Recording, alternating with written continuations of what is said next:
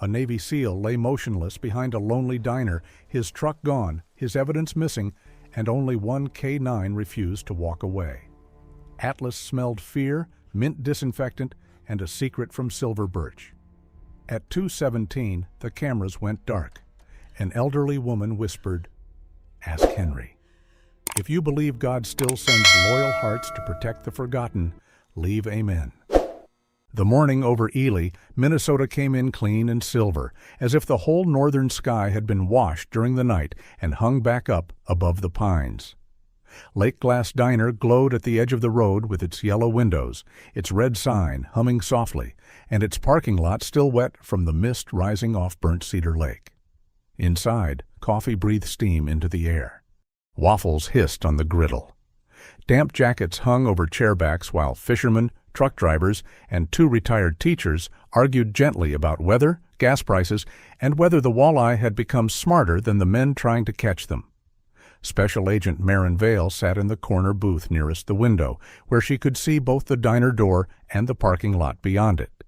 She was 30 years old, tall and lean, with fair skin touched by the cold, sharp gray-green eyes, and dark brown hair twisted into a low bun at the nape of her neck. Her Navy FBI jacket was folded beside her, but even without it, there was something official in the way she sat, straight-backed, quiet, watchful. People often mistook her silence for coldness. They did not know that silence was where she kept the things she could not afford to feel yet. At her feet lay Atlas, her 5-year-old German Shepherd K-9. He had a powerful working-line build, a sable coat shaded with a dark saddle along his back, golden-brown warmth at his chest and legs, alert ears, and amber eyes that seemed older than any dog's eyes had a right to be. Atlas did not beg. He did not fidget. He watched the room as if every chair, every spoon, every breath had meaning. When Mabel Crow came by with a black coffee, he lifted his head only once. Mabel was 67, short and sturdy, with white hair pinned in a loose knot and red glasses hanging from a chain around her neck. Her face had the weathered kindness of someone who had survived grief and decided to keep feeding people anyway. She owned Lake Glass Diner and ruled it with a coffee pot in one hand and a joke in the other. "Morning, Deputy Handsome," she said to Atlas, slipping a small paper bag onto the table. "For law enforcement with 4 legs only." Maren gave her a tired look. "You're spoiling him." "He has better manners than half the county," Mabel said, "and he does not complain about my coffee." Maren almost smiled. Almost. She had been awake most of the night, following a federal vehicle case that had begun in Chicago with a stolen blue SUV belonging to Dorothy Lang, a 65-year-old retired schoolteacher. At first, it looked like another street-level car theft with too much panic and too little sense. But traffic data showed that same SUV, or a perfect copy of it, had traveled north toward Minnesota before being recovered. That made it federal. That made it Maren's problem. And problems, in Maren's experience, never arrived alone. They came holding hands with older problems. By the window near the counter, an empty chair sat beside a small table with one untouched cup of coffee. Mabel placed that cup there every morning for 5 minutes before clearing it away. Her late husband had been a local police officer, a broad-shouldered man with a patient smile, gone now 3 winters. Maren never asked about the chair. Some grief deserved a seat. Outside, a man in a gray hoodie entered the parking lot from the side road. He was tall, broad in the shoulders, moving with the quiet discipline of someone trained to measure distance before emotion. His name was Callum Rusk, though Maren did not know that yet. He was 34 with short brown hair, a rough beard, tired blue eyes, and the hollow look of a man who had slept in pieces. Beneath his old military jacket, he carried a small canvas bag close against his side. Inside it was a USB drive his foster sister, Lena Rusk, had sent him before she stopped answering her phone. It held fragments of Silver Birch Memory House, camera resets at 2:17, night shift schedules, a photograph of an Illinois SUV behind the care facility, and one name repeated too often: Wes Harlan. Callum had come to meet a source, He had planned to gather enough proof before going to the FBI, because Lena had warned him that if Silver Birch sensed danger too soon, she would be moved somewhere no one could find her. He did not know that someone had already found him. He did not know that a plain-faced man in a brown coat had watched him drink from a bottle beside his coffee. The dose was small, not enough to stop him at once. Only enough to slow the kingdom of his body, to make his legs heavy and his thoughts arrive half a second late. The bell above the diner door gave one bright, nervous jingle, and Atlas suddenly rose before anyone entered. His ears sharpened, his nose turned toward the back lot. For one full breath, even the griddle seemed to quiet, as if the morning itself had heard a footstep it did not trust. Maren looked down. "Atlas?" The dog did not look at her. He stared through the window, past the fogged glass, toward the row of parked trucks behind the diner. Then he gave one low sound from deep in his chest, not a bark, not a warning exactly, but a summons. Outside, Callum had reached his dark pickup. The world tilted. He braced one hand on the doorframe and tried to clear his head. That was when Nolan Breck came out from between two parked vehicles. Nolan was 25, thin and pale, with messy sandy blonde hair under a knit cap, a denim jacket too light for the cold, and eyes red from fear rather than rage. He looked like a young man who had run all night from a mistake and found no road that led backward. Nolan had just confronted Wes Harlan after learning what had happened at Silver Birch. To Tessa, the woman he loved, and to an elderly patient whose frightened words had been dismissed as confusion. Someone had told him a former military man was coming to take back the facility's records. So when he saw Callum holding a silver birch file pouch, broad-shouldered and guarded beside a truck, Nolan saw not a rescuer, but another hand sent to bury the truth. "Give me the bag," Nolan said, voice shaking. Callum blinked hard, fighting the fog in his skull. "Listen to me. I am not with them." "She told the truth," Nolan said, stepping closer. "Nobody listened." That sentence struck Callum harder than the cold. He saw the trembling hands, the broken breathing, the wild grief in Nolan's face. This was not a hired shadow.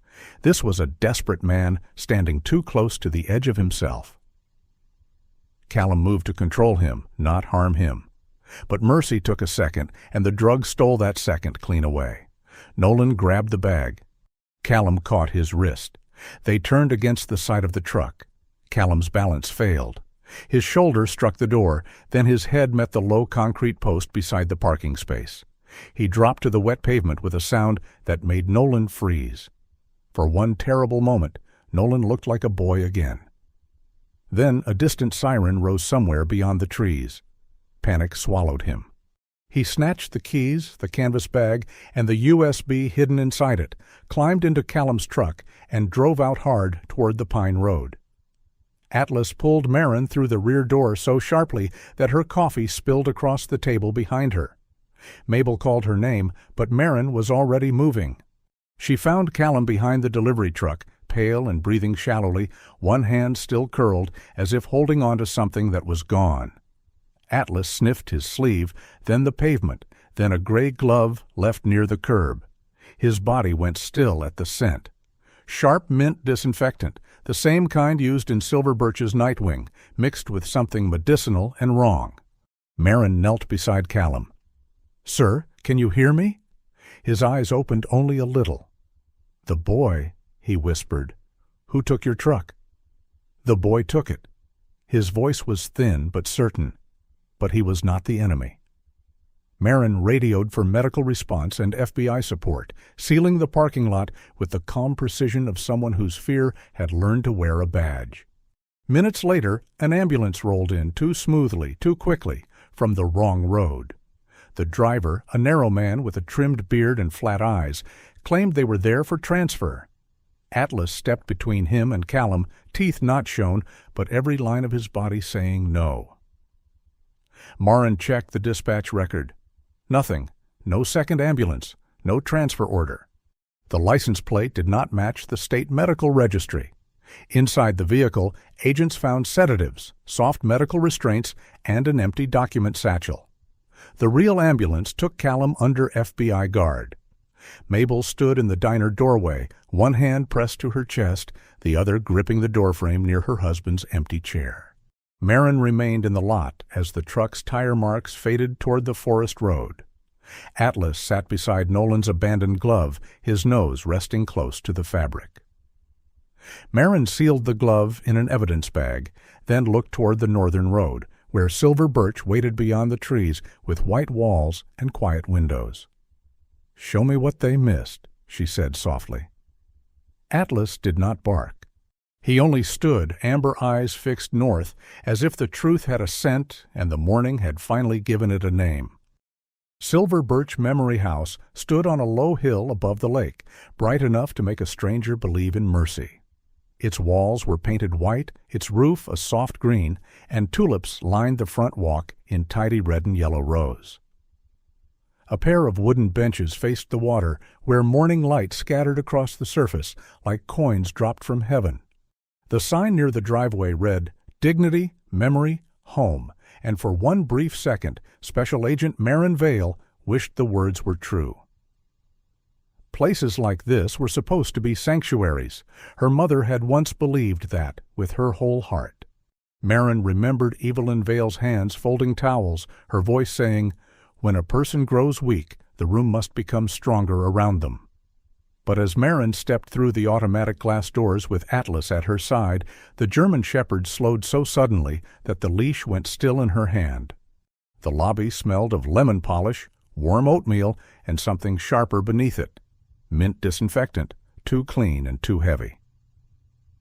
Atlas, 5 years old and disciplined to the bone, did not pull toward the nurse's station. He did not greet the receptionist.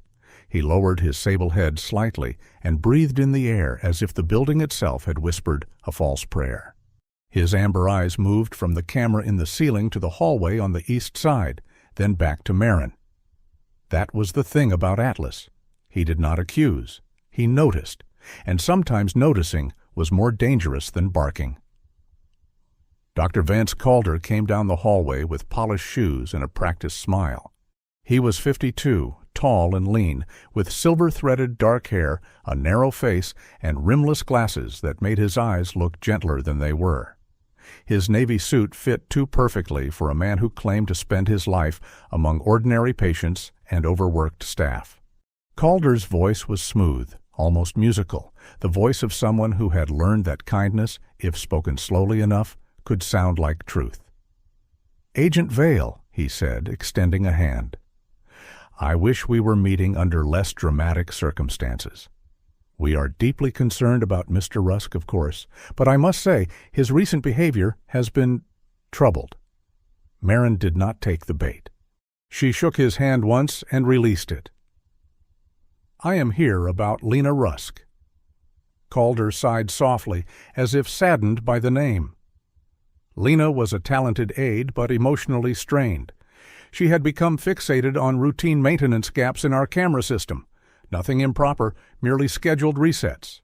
Sadly, some people see shadows where there are only procedures. Atlas turned his head toward the east corridor. Maren followed the dog's gaze. The hallway was spotless. Too spotless.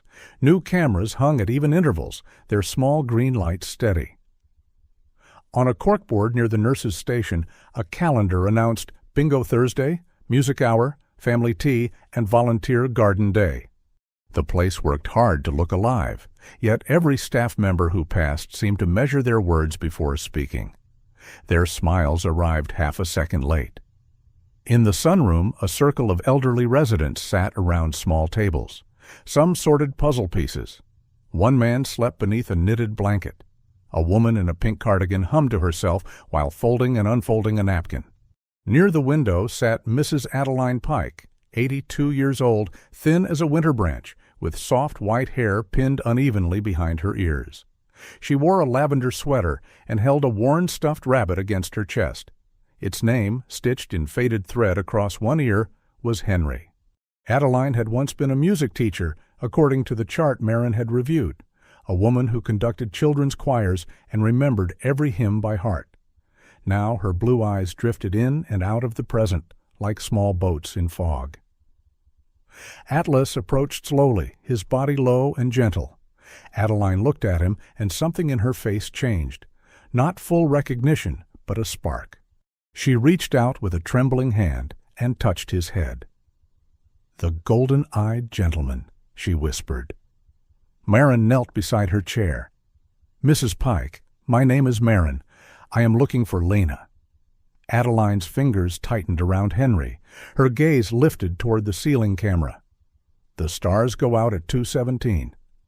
Calder, standing behind Maren, gave a soft, apologetic chuckle. "She often speaks in images. It is part of her condition." But Adeline began to hum. The melody was old and delicate, the kind of song a grandmother might carry from a church basement into a child's bedtime. She missed several words, then sang one phrase clear as a bell. "When the little light is sleeping." A clock chimed in the hallway, one bright note too early, and Atlas's ears snapped forward. For a breath, Adeline stopped humming. The room held still, the puzzle pieces, the folded napkin, the dust in the sunbeam, and then somewhere behind the wall came the faint electric click of a camera resetting. An elderly man in a brown cardigan looked up from a wheelchair near the bookshelf. He was Amos Reed, 79, a former clock repairman with a long, narrow face, silver hair brushed straight back, and hands that trembled until they touched gears or metal. A stopped pocket watch hung from a chain at his vest. "That one's wrong again," Amos muttered. "What is wrong?" Maren asked.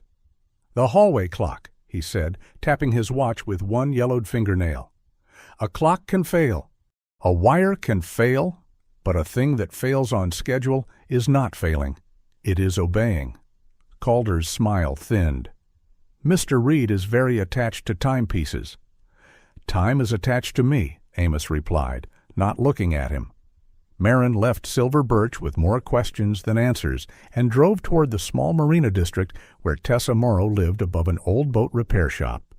Tessa was 24, slight and pale, with strawberry blonde hair cut just below her chin and green eyes ringed with sleepless shadows. On her windowsill, violet plants grew from tin cans, their purple faces turned toward the gray light. Tessa did not open the door fully until she saw Atlas sit down several steps away, calm and patient, making himself small in the way only a good dog could. "I told them," Tessa said after a long silence. Her voice was thin, but not broken. "I told them Mrs. Pike was afraid after certain night shifts. I told them the cameras went blind. They wrote me up for emotional instability." Maren listened without interrupting. Tessa explained that Lena had believed her. Lena had copied schedules, saved camera fragments, and whispered that if anything happened, Callum would know where to begin. Then Lena was suddenly on leave. No goodbye, no final paycheck, no real explanation. Nolan had found Tessa crying beside the violets, and something in him had gone storm dark. Maren returned to Silver Birch that afternoon with a preservation order for records and camera data. Calder accepted it with perfect politeness, but his fingers tightened on the envelope. Atlas did not wait for permission. He moved toward the laundry room at the end of the east corridor, where heat rolled under the door and machines rumbled like distant thunder. Behind the dryer, caught on a screw, Maren found a blue hair tie with several dark brown strands still twisted around it.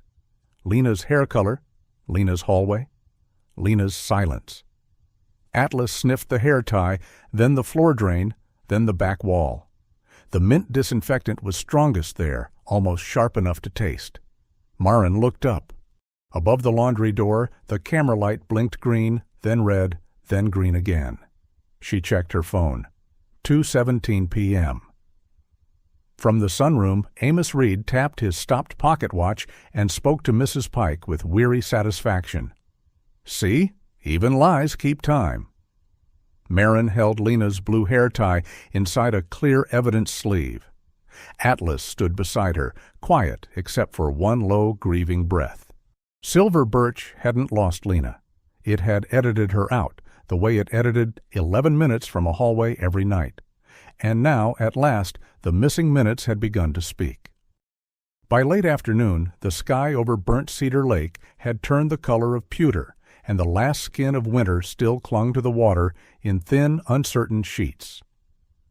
Maren Vale drove with one hand on the wheel and one eye on the road, while Atlas stood braced in the back of the FBI vehicle, his sable coat catching the weak light through the window. The call had come from a traffic camera 2 miles north of Lake Glass Diner. Callum Rusk's dark pickup had been seen turning toward the old Marina Road, the kind of narrow gravel lane locals used when they wanted to avoid being noticed. Maren did not believe in coincidences. Not after Silver Birch. Not after the blue hair tie. Not after a camera light had blinked red at exactly 2:17. The truck sat near an abandoned boat landing, half hidden behind cedar branches and tall dead grass. Its driver's door hung open. Mud streaked the lower panels. The windshield bore the trembling prints of someone who had leaned against it in a hurry, not from confidence, but from panic. Maren stepped out slowly, one hand resting near her holster, the other lowering Atlas's leash. The dog moved to the seat first, nose working with quiet precision. He found Callum's scent, then the sharp mint trace from Silver Birch, then another scent. Young male, cold sweat, lake water, fear. Atlas looked toward the tree line and gave Maren one low breath. "Show me," she said. Atlas pulled her along a narrow trail that wound between black spruce and birch trunks. Under a patch of wet leaves, Maren spotted a torn scrap of paper. She crouched and lifted it with gloved fingers. The ink had blurred, but 2 lines remained clear enough. South Ellis Transfer. Blue SUV. The words struck like a stone, dropped into still water. South Ellis. Chicago. The SUV taken from Dorothy Lang, the retired teacher whose vehicle had vanished into a chain of paperwork before turning up too clean. The case had seemed like a road crime with grown men and bad judgment. Now it had a path, and that path led back to Silver Birch. Maren called it in, requesting a federal cross-check on the phrase and the known crew connected to the Chicago case. Names came back within minutes. Damon Price, 24, cold-eyed and careful. Marcus Bell, 22, a narrow young man with quick hands and a reputation for switching plates. Trevor Haynes, 28, older than the others, square-jawed, quiet, and known for arranging vehicles that did not ask questions. The Ellis crew, all adults, all useful to someone who needed a clean SUV to move dirty records across state lines. Her phone rang before she reached the dock. It was the hospital. Callum was awake. His voice came through rough and low, like gravel under water. "The bag had Lena's drive," he said. "Schedules, photos, a file I never opened." Did Nolan know what he was taking? No. Callum drew a slow breath. He thought I was sent by them. He kept saying Tessa, kept saying the nurse. He was scared, Agent Vale. Not trained, not hunting, just scared. Were you already unsteady before he reached you? A pause. Then Callum answered, quieter. Yes, my legs went heavy outside the diner, vision blurred. I have been slowed before. This was not fatigue. That confirmed what Maren had feared. Nolan had not simply overpowered a Navy SEAL. Callum had been weakened first, then thrown into a storm created by someone else. A sharp crack split the air from the lake, thin and sudden as a breaking bone of ice. Atlas froze. Beyond the trees, a dark figure stumbled across the pale skin of the shore, clutching a canvas bag to his chest, while the ice beneath him whispered and shivered. "Nolan Breck," Maren called. "FBI, stop where you are." The young man turned. Nolan was 25, thin, pale, and soaked at the cuffs of his jeans. His sandy blonde hair stuck out from beneath a gray knit cap, and his denim jacket looked too light for the cold. He had the drawn face of someone who had run past exhaustion and into a place where only fear kept the body moving. In both arms he held Callum's canvas bag as if it were a child. "No," he shouted, voice breaking. "If I give it back, they will make her disappear too." The ice gave another soft crack. Atlas moved before Maren did, not lunging, not threatening, but racing low and sure toward the edge where the shore mud met the frozen sheet. Nolan backed away, one heel sliding. For one heartbeat, Maren saw the boy he must have been once, before poverty and fury and love taught him all the wrong ways to protect someone. She pulled a rescue line from her pack and threw it hard. "Nolan, take the rope." He shook his head, tears bright on his face. Tessa told the truth. They wrote her into a lie. "And you think running fixes that?" Maren said. "You want to protect her? Then start by staying alive." The words reached him. Maybe not all the way, but enough. Nolan grabbed the rope just as the ice under his boot gave way at the edge. Atlas planted his feet in the mud, barking once, deep and commanding, while Maren pulled Nolan back onto the bank. He collapsed on his side, shaking, still refusing to release the bag. Maren knelt near him, keeping her voice low. "You are responsible for what happened to Callum. You are responsible for taking that truck.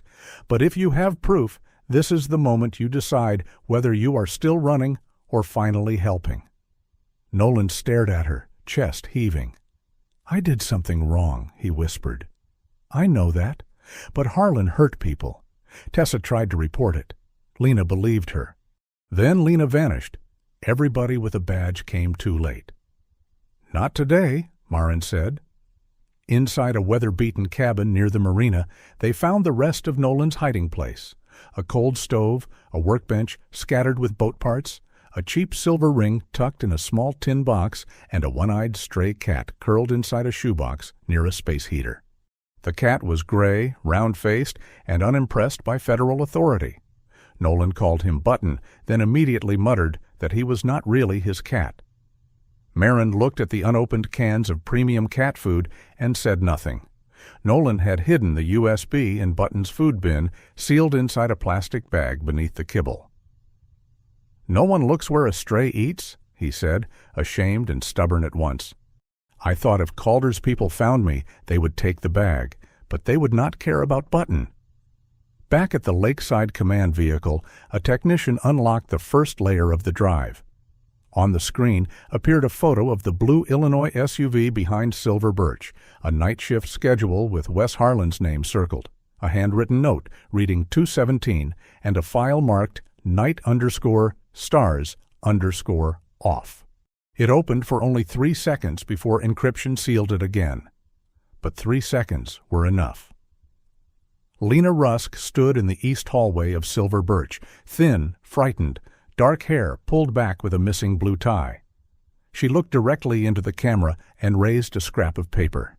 "If they move me, ask Henry." Nolan was placed in custody without a public display in front of Tessa. Maren made sure of that. Consequences would come, but cruelty did not need an audience. As he was led toward the vehicle, Nolan looked back at her, his face pale with the weight of what he had done. "I did the wrong thing for the right reason," he said. "I know that still makes it wrong." Atlas stood beside Button's food bin, watching the screen as the frozen image of Lena faded to black. Maren looked from the USB to the lake, where the cracked ice trembled under the evening wind. Somewhere inside Silver Birch, a woman had hidden a message inside a name no one understood. And now the dog, the frightened boy, and the missing sister had all pointed to the same small word: Henry. By the next morning, the case had become a wall of names, roads, timestamps, and quiet lies. Maren Vale stood in the temporary FBI room above the county sheriff's annex, studying a map pinned beneath fluorescent lights. Red string ran from Lake Glass Diner to Burnt Cedar Lake, from Silver Birch to Chicago, from a stolen blue SUV to a camera reset at 217. Atlas lay beneath the table with his chin on his paws, but his amber eyes stayed open. He was resting the way old soldiers rested, one breath away from standing. The newest name on the board was Jace Willard. He was 23 years old, with a narrow face, close-cut black hair, and the restless eyes of a man who had learned early that fear could be borrowed and worn like a coat. He had been released under electronic monitoring after a serious domestic incident involving his girlfriend and a weapon. On paper, Jace should have been easy to track. On paper, a GPS bracelet made him accountable. But Maren had spent too many years learning that paper could be taught to look clean while the truth limped away in the dark. Jace had not acted alone. 2 adult relatives, Kellen Ward and Rory Ward, appeared with him in 3 different traffic stills near Silver Birch. Kellen, 26, was broad-shouldered and heavy-necked, with reddish hair shaved close and the angry posture of a man who liked doors to open before he touched them. Rory, 27, was thinner, dark-eyed, and quiet in a way that made him more unsettling than his cousin. He rarely spoke on recordings, but he watched exits, cameras, and witnesses with care. Together, they had been tied to the intimidation of Miles Corbin, a 20-year-old former volunteer at Silver Birch. Miles was under protection at St. Bridget's Hospital, where the curtains were pale blue and the hallways smelled of soap and old flowers. He looked younger than 20, with soft brown skin, a wiry frame, and thick curls flattened on one side from the pillow. His mother, Carla Corbin, sat beside him. Carla was a tall woman in her early 50s, with copper-brown hair pulled into a tight braid, and the exhausted dignity of someone who had been polite to fear for too long. She held Miles's hand so carefully that Maren wondered if she had spent the night afraid he might vanish if she let go. Miles spoke slowly. "I saw Lena take files from the storage room," he said. "I thought she was doing inventory. Then I saw that blue SUV behind the east wing. Illinois plates. A man told me not to look into places old people had forgotten." His eyes shifted toward Atlas, who had settled beside the bed without being asked. "I did not forget." Maren wrote that down. "I did not forget." It felt like the heart of the case. Back at the annex, the GPS data made less sense the longer they studied it. Jace's bracelet showed clean movements through town, then sudden signal gaps around the exact hours connected to Silver Birch's camera resets. The monitoring company blamed terrain interference. Ely had hills, trees, and weather. That explanation could have held if Atlas had not been given the plastic charging cradle found in Jace's seized car. The German shepherd sniffed once, then lifted his head toward Maren with that grave stillness she had come to trust. Mint disinfectant. Silver Birch. Not strong, not fresh, but present. The evidence bag crackled under the technician's glove, and Atlas rose so fast his leash ring chimed against the table leg. The tiny plastic charger looked harmless in the fluorescent light, no bigger than a child's toy, yet the dog stared at it as if a hidden door had just opened in the room. The technician was Nora Velez, 32, compact and sharp-eyed, with black hair clipped at her jaw and a habit of tapping her thumb against her tablet when she found something wrong. She had the brisk, unsentimental manner of a woman who trusted machines only after proving how they could fail. Within an hour, Nora found what the company had missed or chosen not to see. The signal gaps were not natural. A private security technician had installed a timed interference patch, subtle enough to look like weak reception, precise enough to create pockets of doubt. The payment trail did not lead to Calder directly. It ran through a North Lake Community Wellness Fund, then through a legal services vendor managed by Grant Voss. Grant Voss was 39, a trim man with sandy hair, pale eyelashes, and a smile that seemed copied from a courthouse brochure. His title was Legal Compliance Consultant, a phrase Maren had learned to dislike on sight. Men like Voss did not break windows. They opened accounts, edited clauses, and made harm wear a stamp of approval. The Chicago piece sharpened next. Ellis Crew had not taken Dorothy Lang's SUV simply because it was expensive. Trevor Haynes had arranged the theft because the vehicle was new, clean, spacious, and ordinary enough to pass through checkpoints without raising interest. The SUV had carried storage drives and boxed records from an older North Lake facility in Illinois to Minnesota. By the time police recovered it, the visible evidence was gone, but a toll camera caught the rear plate near the Duluth route, and Lena's USB held the matching image behind Silver Birch. In the hospital courtyard, Callum Rusk sat under a wool blanket, stubbornly upright in a wheelchair he clearly disliked. The morning sun touched his rough beard and the lines of fatigue around his eyes. He held a small piece of cedar and carved it slowly into the shape of a loon, Lena's favorite bird from childhood summers. She used to say they sounded lonely because they were calling for people who had lost their way, he told Maren. I told her birds were not that dramatic. His mouth bent slightly. She said men were worse. Maren softened despite herself.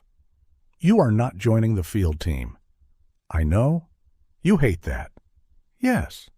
Good. Hate it from here. He looked at Atlas, who sat beside Maren with kingly patience. Your dog agrees with you. My dog has better judgment than both of us. That night, Maren returned to the cabin she had rented near the lake. The place was small, with pine walls, a tired stove, and a window that turned black after sunset. She checked Atlas's paws by the door, removing a tiny stone lodged between the pads. He allowed it with solemn patience, then planted himself across the threshold, blocking her from returning too quickly to the files. Maren tried to step over him. Atlas did not move. You are not my supervisor, she said. He blinked once. She sighed and sat on the floor beside him. The room was quiet except for the wind brushing the pines. Then her phone buzzed. Mabel Crow had left a box at the diner for her, something from her late husband's police days. Inside were old notebooks, brittle newspaper clippings, and a folded scrap with one name written in blue ink, Evelyn Vale, Maren's mother. She opened the restored North Lake archive with hands that no longer felt steady. Evelyn Vale had filed a complaint more than 20 years earlier at a care facility, later absorbed by North Lake. The language was careful, professional, impossible to dismiss. Night staff irregularities, resident distress, missing observation logs, unexplained camera gaps. At the bottom, a review note closed the matter. Employee emotionally unstable. No further action required. Maren looked for Calder's signature. It was not there. The name beneath the dismissal was Eleanor Whitcomb. Atlas rose and placed his muzzle gently against Maren's wrist, right where her pulse was running too fast. She closed the file, then opened it again, because grief sometimes made the eyes untrustworthy. Her mother's name remained. Eleanor's name remained. Outside, the wind slapped the pines like pages turning in a forgotten book. Maren finally understood. This case had not begun with Lena. It had begun long ago, when her mother tried to tell the truth, and a polite signature buried her alive in the records. St. Anselm Community Hall had been built by hands that believed in Sunday mornings, potluck suppers, and the stubborn goodness of small towns. Its wooden floor shone under strings of warm lights. Apple pies cooled on a long table beside silver coffee urns. A church choir, mostly gray-haired and slightly off-key, sang near the stage with the kind of earnest joy that made wrong notes feel almost holy. On the walls hung paper banners painted by school children. Honor our elders. Care is love. Dignity begins here. Maren Vale stood near the back with Atlas at her left knee, watching people smile beneath words that had become evidence. Eleanor Whitcomb stepped onto the stage as if the room had been waiting for her all its life. She was 61, tall and straight-backed, with a neat silver bob tucked behind pearl earrings. Her cream wool coat fell perfectly over her shoulders, and a small strand of pearls rested at her throat like a promise polished for public view. Her skin was pale and carefully kept, her smile soft, her voice warm enough to pour over pancakes. People leaned toward her when she spoke. That was her gift. She could make profit sound like mercy. She spoke of seniors as our living libraries, then turned to the donors and praised Silver Birch's resident capacity, its care units, and its efficient continuity model. Maren heard the words beneath the words. Not people, units, not mothers and fathers. Capacity, not pain. Emotional noise. Atlas heard something too, though not in language. When Eleanor descended from the stage and approached, she looked at him with practiced delight. "What a beautiful animal," she said, lowering one gloved hand toward his head. Atlas did not growl. He did not show his teeth. He simply moved back half a step, placing his shoulder lightly against Maren's leg. It was such a small refusal that anyone else might have missed it. Maren did not. Atlas was not afraid. Atlas did not trust her. Mabel Crow appeared beside Maren with 2 paper cups of coffee and a face pulled tight with old recognition. The diner owner wore a dark green cardigan over her work blouse, and her white hair had been pinned up in a hurry, several soft curls escaping near her cheeks. She nodded toward Eleanor. "She came into Lake Glass years ago," Mabel said quietly. "Back when my husband was still alive. Sat with a lawyer in the corner booth. Cream coat then, too. Some people change their shoes, not their methods." Mabel's late husband had once suspected that an older North Lake facility was hiding complaints, but he had never found enough to make it stick. Now his old notes, Evelyn Vale's name, and Eleanor's signature had reached Maren like a hand rising from deep water. Outside the hall, snowmelt dripped from the roof in slow silver threads. Nurse Bethany Cole waited beside the side entrance, wearing a plain black coat and looking as if every passing car might carry trouble. Bethany was 36, with a tired oval face, dark blonde hair pulled into a loose braid, and hands that twisted the strap of her purse until the leather creaked. At Silver Birch, she had seemed cold and evasive. Here, away from Calder's cameras, her eyes were wet with fear. "I left the hair tie," she whispered, before Maren asked. "In the laundry room. Lena gave it to me. She said your dog might find it if nobody else would." Bethany explained that she had stayed silent because her teenage son had been followed home after school by men connected to Jace Willard. She had kept her head down to keep him safe, but she had also kept a handwritten copy of the night schedules. She took folded pages from her coat lining. Wes Harlan's name appeared again and again beside the nights marked maintenance reset. Bethany's voice trembled as she said, "I thought if I waited for the right time, it would come quietly. But the right time never comes quietly, does it?"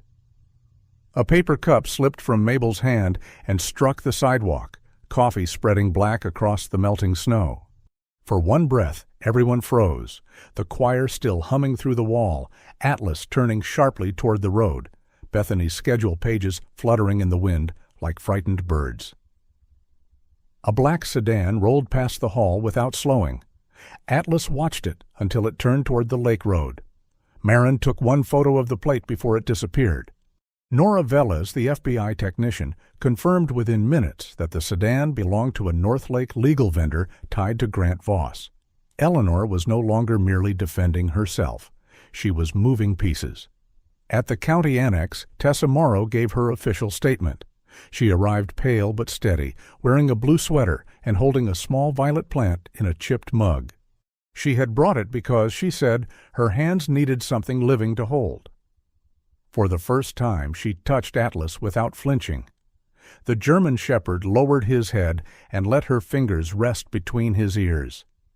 Tessa described the resets, Mrs. Pike's fear, Lena's warnings, and the day Calder's office labeled her unstable. She did not sound dramatic. She sounded tired of being rewritten. Nolan Breck from Holding gave his own statement through counsel. His face on the interview screen was drawn and hollow, his sandy hair flattened under the harsh overhead light. He did not ask to be excused. He asked only that Tessa be protected. He identified the marina shed where he had once seen Wes Harlan meet a pale, well-dressed man with a courthouse smile. Grant Voss. Nolan swallowed hard and said, "I made it worse, but I can still tell the truth." It was not redemption yet. It was the first nail in the bridge leading there. By evening, Callum Rusk sat at Maren's cabin kitchen table, one arm wrapped in a medical bandage, a carved cedar loon resting beside the case files. He looked stronger than the day before, but the gray beneath his eyes had deepened. When Nora decrypted a location tag buried in Lena's USB, the room went still. Lena was alive. She had been moved to a private recovery house across the lake under a false record stating she had entered short-term psychiatric care voluntarily after workplace stress. Her phone, identification, and outside contact had been restricted under protective supervision. It was elegant, it was cruel. It was exactly the kind of lie Eleanor liked, one with a signature line. Callum stood so fast the chair scraped the floor. "I am going." "No," Maren said. His jaw tightened. "She is my sister. And if you rush that house, Eleanor will call you unstable before you reach the porch. She did it to Lena. She did it to Tessa. She did it to my mother. She is trying to do it to you." For a moment, anger and helpless love battled across Callum's face. Then Atlas stepped between them, not forcing, simply standing there with the quiet authority of a creature who did not care about pride. Callum looked down at him, breathed once, and sat back down. "Then tell me how to help." Maren returned to Silver Birch that night with a legal request for Mrs. Pike's personal effects to be preserved. Calder tried to block her at the reception desk, his smile thinner than paper. Then Eleanor called Maren directly. Her voice was still warm. "Agent Vale, a reckless investigation can damage an entire care community." Maren looked through the glass toward Mrs. Pike, who was rocking gently with Henry the rabbit in her arms. "A careful lie can damage it more." Amos Reed, sitting beside Mrs. Pike with his stopped pocket watch, looked up and said, "Henry knows where the morning went." Maren understood then. Henry was not a man. Henry was the rabbit. Lena had hidden something where no one would look because everyone had mistaken tenderness for weakness. Back at the cabin, the wall map glowed beneath a desk lamp. Minnesota, Illinois, Lake Glass, Silver Birch, the GPS gaps, the blue SUV, Evelyn Vale, Eleanor Whitcomb. A red pin marked the recovery house across the lake. Atlas lay under that pin, eyes fixed upward. The radio cracked to life. Movement near the lake house. Callum stood. Maren placed one hand on his shoulder. Atlas rose at the same time, silent and certain. "This time," Maren said, reaching for her jacket, "we do not chase the lie. We follow the dog." Outside, fog began to spread across the lake, pale as breath.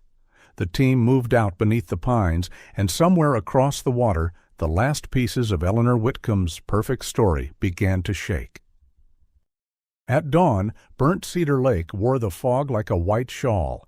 It moved low over the water, curling around the dock posts, softening the pine trees and making the private recovery house across the lake look less like a building than a secret trying to disappear. Maren Vale stood beside the command vehicle with her Navy FBI jacket zipped to her throat, her gray-green eyes fixed on the red pin marked on the map. Atlas waited at her left side, 5 years old, sable coat damp with mist, amber eyes steady, ears lifted toward the water. He had not barked since they arrived. That silence made every agent listen harder.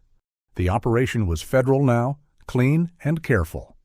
FBI, local police, and U.S. Marshals worked together because the case had crossed too many lines. Stolen vehicles moved between states, records carried from Illinois to Minnesota. Witnesses threatened, GPS data manipulated, medical files altered, and a charitable care network used like a polished mask. Callum Rusk stood behind the command line with a bandage under his jacket and a folded map in his hand. The Navy SEAL's broad shoulders looked tense enough to break the morning, but he obeyed Maren's order. He would not lead the entry. He would identify Lena if they found her, and he would live long enough to bring her home. "Boathouse," Callum said, pointing to the map. His brown hair was wind-tossed, his beard rough, his blue eyes tired but clear. "Lena marked this path twice. She wanted me to notice it." Maren nodded. "Then we do not go through the front." Atlas had already turned toward the narrow trail behind the recovery house.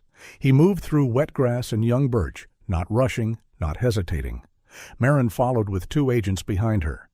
The house itself was pale gray with cheerful curtains, the kind of place designed to calm families in brochures. But the trail behind it was muddy, narrow, and hidden by brush. Halfway down, Atlas stopped, lowered his nose, and pulled hard toward the dock. A woman was being led toward a small boat. Lena Rusk was 29, slender, with dark brown hair cut unevenly at her shoulders, a pale face and eyes that looked too alert for someone listed as voluntarily resting. She wore an oversized cardigan over facility clothes, and both hands clutched a metal file box against her chest. She was weak, but not broken.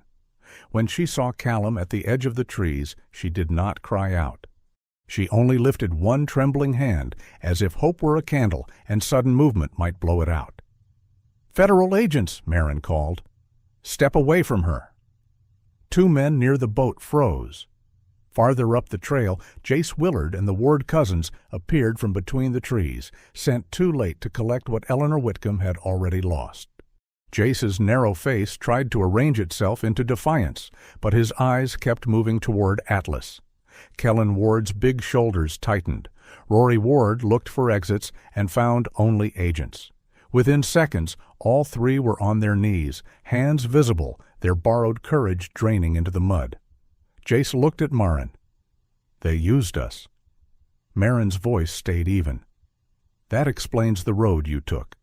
It does not erase the people you frightened along it." From the dock came a small metallic click. Lena's file box slipped from her weakened fingers and struck the wet boards, popping open just enough for a corner of folded paper to flutter out. Atlas turned sharply, not toward the men in custody, but toward the box, as if the truth itself had made a sound. The arrests unfolded across the county like doors opening at last. Wes Harlan was taken into custody at Silver Birch while trying to remove a hidden storage drive from a maintenance cabinet. Dr. Vance Calder was found in his office, surrounded by corrected charts and polished excuses. Grant Voss, pale and sweating through his neat shirt, was stopped while transferring community fund money into a shell account. The Ellis crew was picked up through vehicle records, toll images, and Nolan Breck's statement. None of it felt triumphant. It felt necessary, like clearing ice from a window so sunlight could enter. Eleanor Whitcomb was taken later that morning at the opening ceremony for a new North Lake Care Wing. She stood before cameras in her cream wool coat, pearls glowing at her throat, saying, "Every elder deserves safety, dignity, and love." Then Maren walked in with Atlas beside her and a warrant in her hand. Eleanor kept her smile, but only her mouth believed in it. "Agent Vale," she said softly. "Surely this can wait." Maren thought of her mother's buried report, of Mrs. Pike's trembling song, of Lena's missing hair tie, of Tessa holding a violet plant because her hands needed something alive. "It waited 23 years, she said. "It does not wait another minute." The final proof did not come from a server room or a locked vault. It came from Henry, the stuffed rabbit Mrs. Adeline Pike never released. Lena had hidden a memory card inside the seam because Mrs. Pike guarded Henry like a heartbeat, and staff rarely searched what they dismissed as childish comfort. On that card were the reset commands, the night hallway videos, the payments through Grant Voss, notes about Jace, the Ellis transport records, and files on residents whose fear had been renamed confusion. The woman everyone underestimated had held the strongest piece of truth in her lap. Months passed. Silver Birch closed under investigation, and its residents were moved to safer care.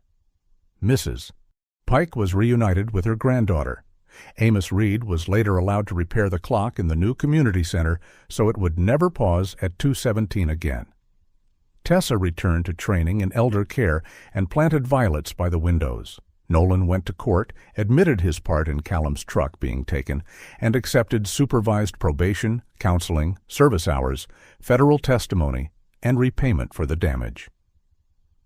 It was not a free pass. It was a road, and for once, he chose not to run from it.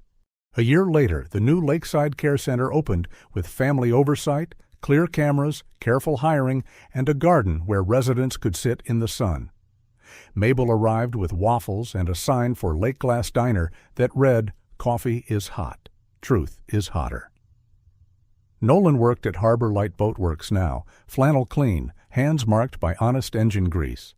Button, the one-eyed gray cat, slept in a basket in his truck. Callum handed Nolan the key to a small boat that needed repair. "Next time you need a ride," he said, Ask." Nolan laughed once, shy and grateful. Atlas stepped forward and touched his nose to Nolan's oil-stained hand. It was not easy forgiveness. It was permission to begin again after responsibility. At sunset, Maren stood by the lake with Atlas beside her, his new collar engraved, "Keeper of the Stars." Behind them, Callum, Lena, Tessa, Nolan, Mrs. Pike, Amos, and Mabel stood beneath young birch trees. Mrs. Pike began to sing an old melody, and this time she did not miss a word. Atlas closed his eyes and breathed out, as if he had finally allowed the town to rest. Maren watched the water brighten and understood that justice was not only the taking of the guilty. It was giving voices back to those the world had called unreliable, and turning the lights on in rooms that had gone dark at 2:17. In the end, this story is not only about a crime, a rescue, or a brave FBI agent and her loyal K9. It is about the quiet truth that the world often forgets. The weakest voices still matter. The elderly woman who could not explain her fear still deserved to be believed. The young woman who had been dismissed still deserved protection. The wounded soldier still deserved help. And even the young man who made a terrible mistake still deserved a path toward responsibility, healing, and a better life. Sometimes life teaches us that evil does not always arrive loudly. Sometimes it wears a clean suit, smiles at charity events, speaks gentle words, and hides behind paperwork. But goodness can be quiet too. Goodness can look like a woman who refuses to stop asking questions. It can look like a neighbor bringing waffles to a care center. It can look like a young man choosing to tell the truth after running the wrong way. And sometimes, by God's grace, goodness comes with 4 paws, amber eyes, and a heart loyal enough to follow the scent of truth when human beings have lost the trail. Atlas reminds us that animals are not just companions. They are witnesses to our hearts. They feel fear before we name it. They offer comfort before we ask for it. They stay beside us when words fail. A dog does not care about wealth, reputation, or power. A dog knows kindness, danger, grief, and love. That is why we must treat animals with gentleness and respect. They are not tools to be used and forgotten. They are living souls placed near us, perhaps by a mercy greater than we understand, to teach us loyalty, patience, and unconditional love. There is a kind of miracle in this story, not the loud kind with thunder in the sky, but the quiet kind that arrives in daily life. A missing clue found in a worn stuffed rabbit. A frightened witness finally brave enough to speak. A damaged young man choosing accountability instead of escape. A wounded soldier learning to trust others. A woman discovering that her mother's buried truth had not been lost forever. These are the small miracles God often places in ordinary rooms, in ordinary towns, through ordinary people who choose to do the right thing when it would be easier to look away. In our own lives, we may not face a case like Silver Birch, but we all face moments where someone needs us to listen, an aging parent who repeats a story, a neighbor who seems lonely, a friend who says they are fine but looks tired, a child, a stranger, or even an animal whose silence is asking for kindness. The lesson is simple. Do not be too busy to notice. Do not be too proud to care. Do not wait for someone else to bring light into a dark place. Sometimes the small act you do today becomes the answer to someone else's prayer. So live with a softer heart and a braver spirit. Protect the vulnerable. Honor the elderly. Speak up for those who are being ignored. Be kind to animals, because they often love us better than we deserve. And when life feels heavy, remember that God can still work through small signs, loyal hearts, and unexpected helpers. If this story touched your heart, please share it with someone who needs hope today. Leave a comment and tell us about an animal, a person, or a quiet miracle that changed your life. And if you believe stories like this can bring more kindness into the world, please subscribe to the channel and join us for the next journey. May God bless you, protect your family, comfort your heart, and watch over every loyal animal who has ever stood beside a human in need.